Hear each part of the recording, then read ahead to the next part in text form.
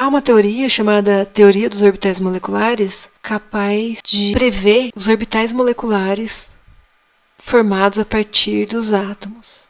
Essa teoria dos orbitais moleculares, ela considera que as órbitas moleculares são dadas por combinação linear das órbitas atômicas. Assim, se nós temos um grupo de átomos e esses átomos possuem seus orbitais atômicos, os orbitais moleculares formados serão em mesmo número que os orbitais atômicos.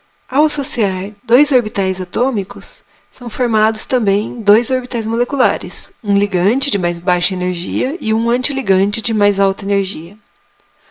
Os elétrons vão ocupar os orbitais de mais baixa energia, sempre mantendo o princípio de exclusão de Pauli, no qual apenas dois elétrons são possíveis, um com spin para cima e um com spin para baixo.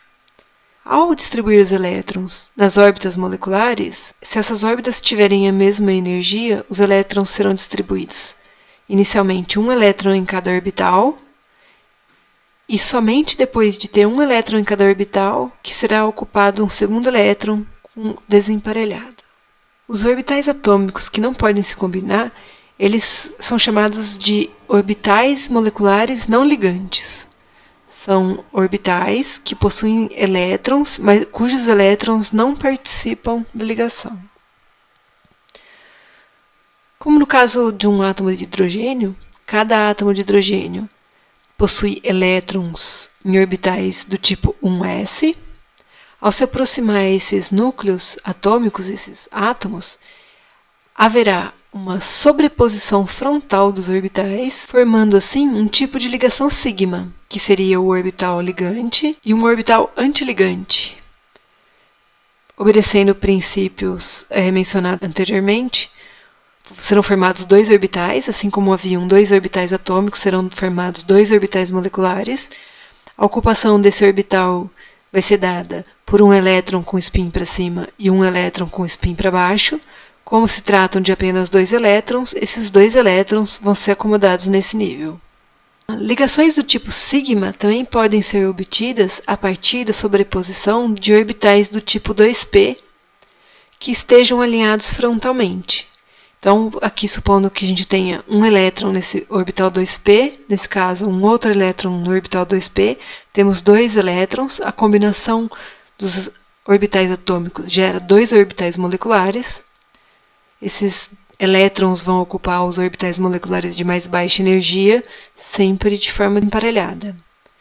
Então, o importante aqui é frisar que essas ligações do tipo sigma, que é a formação desses orbitais, ela é formada pela sobreposição frontal de orbitais. Quando os orbitais não estiverem dispostos frontalmente, estiverem dispostos lateralmente, como é o caso desses dois orbitais 2π, essa disposição lateral ela é capaz de formar ligações do tipo π. Então, temos dois orbitais atômicos, formando dois orbitais moleculares, um orbital ligante e um orbital antiligante.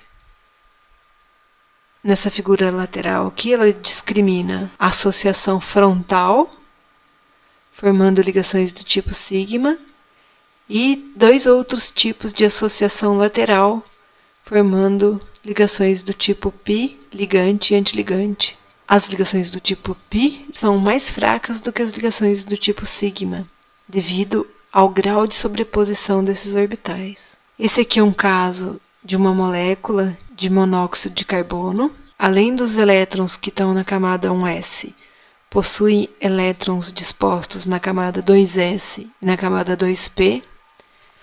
Esse nível de energia 2 aqui é a camada de valência. O oxigênio também tem elétrons numa camada de valência dispostos atomicamente dessa forma.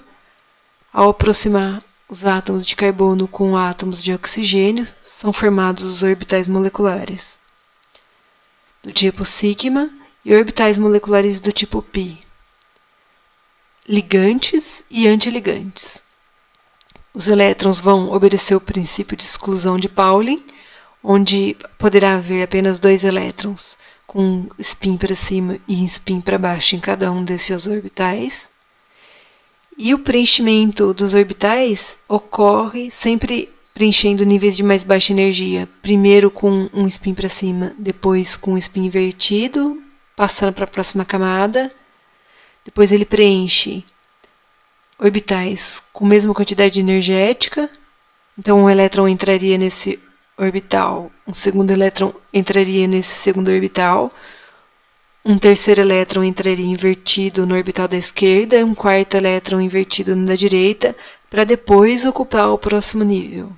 Então, um sistema com essa configuração eletrônica, ele se encontra no estado fundamental.